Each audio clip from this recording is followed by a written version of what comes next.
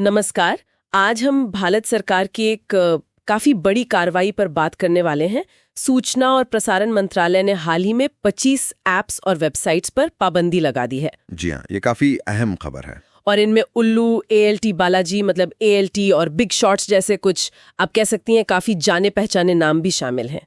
आरोप ये है कि ये प्लेटफॉर्म्स अश्लील या जिसे कहते हैं अभद्र सामग्री दिखा रहे थे या शायद उसका विज्ञापन कर रहे थे। तो चलिए आज इसी मामले की तह तक जाते हैं। आखिर ये पाबंदी लगी क्यों और इसके मायने क्या हैं? बिल्कुल।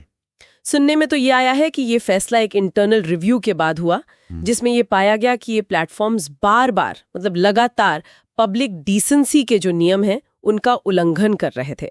हाँ, यही रिपोर्ट्स हैं। और ये भी कहा जा रहा है कि कई ऐप्स तो मनोरंजन के नाम पर एक तरह से पोर्नोग्राफिक विज्ञापन या एडल्ट वीडियोस परोस रहे थे। अच्छा, ये तो हुई वजह, लेकिन इसका लीगल बेसिस क्या था? मतलब किस कानून के तहत ये एक्शन लिया गया? देखिए, सरकार ने पाबंदी को सही ठहराने के लिए कई कानूनों का सहारा लिया है। और दिलचस्प बात यह है कि इसमें अलग अलग कानूनों का एक मिश्रण है। एक तरफ तो है सूचना प्रौद्योगिकी अधिनियम 2000। हाँ, आईटी एक्ट। हाँ, आईटी एक्ट। उसकी धारा 67 और 67A जो सीधे तौर पर इलेक्ट्रॉनिक फॉर्म में अश्लील या फिर सेक्सुअली एक्सप्लिसिट सामग्री के पब्लिकेशन या ट्रांसमिशन पर रोक लगाती हैं। अच्छा।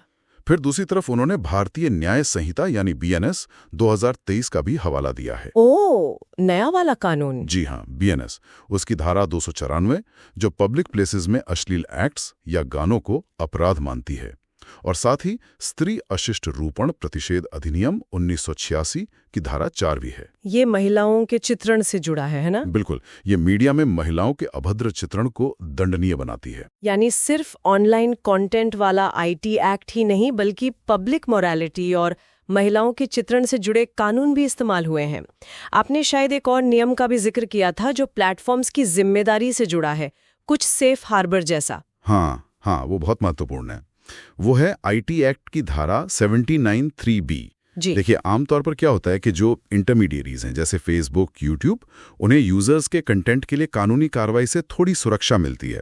इसे कहते हैं इंटरमीडिएरी प्रोटेक्शन या सेफ हार्बर। हाँ, सुना है इसके बारे में। लेकिन ये सुरक्षा एब्सोल्यूट नहीं है।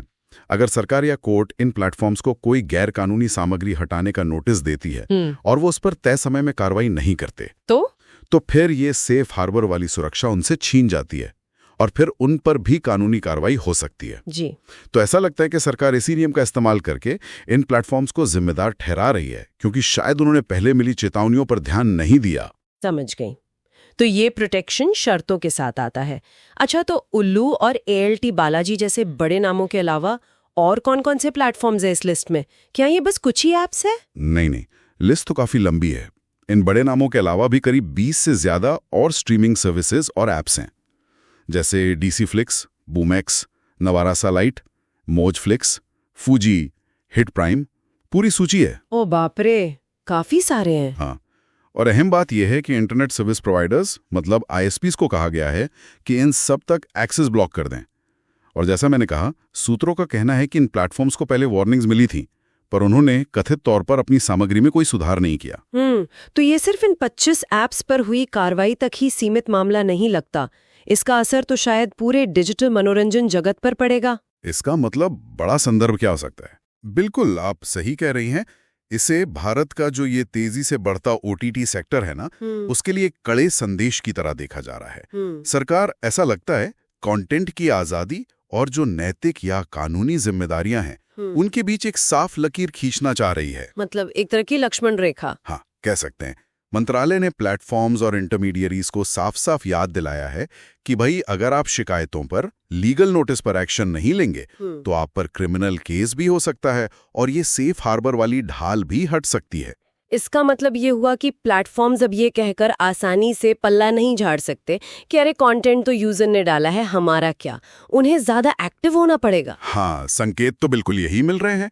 और अगर हम इसे और बड़ी तस्वीर में देखें तो भारत में जैसे जैसे डिजिटल कंटेंट की खपत बढ़ रही है, जो कि बहुत तेजी से बढ़ रही है। हाँ, बहुत तेजी से, तो वैसे वैसे इस पर निगरानी और नियमन भी सख्त होने की संभावना है। ये शायद उसी दिशा में एक अहम कदम है। तो कुल मिलाकर भारत में ऑनलाइन कंटेंट बनाने वालों और शायद देखने वालों के लिए भी इसके क्या मायने निकलते हैं? भविष्य में हम क्या उम्मीद कर सकते हैं?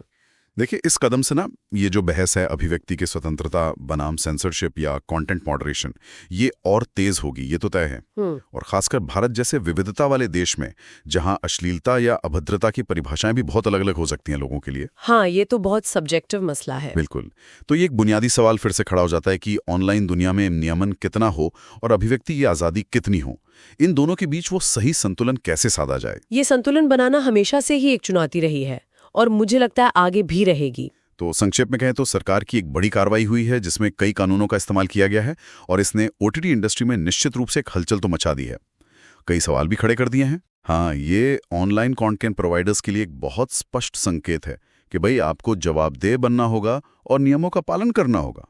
और शायद ये हम सबके लिए जो कंटेंट देखते हैं या बनाते हैं, सोचने का एक बिंदु छोड़ जाता है कि आखिर ये ऑनलाइन कंटेंट को मॉडरेट करने की, उसे जांचने परखने की जिम्मेदारी असल में है किसकी?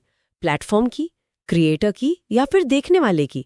और ये जिम्मेदारी निभाई कैसे जाए, खासकर तब जब सही और गलत या कहें शालीन और अश्लील के बीच की रेखा इतनी धुंधली और व्यक्तिपरक हो सकती हो। इस पर सोचना जरूरी है।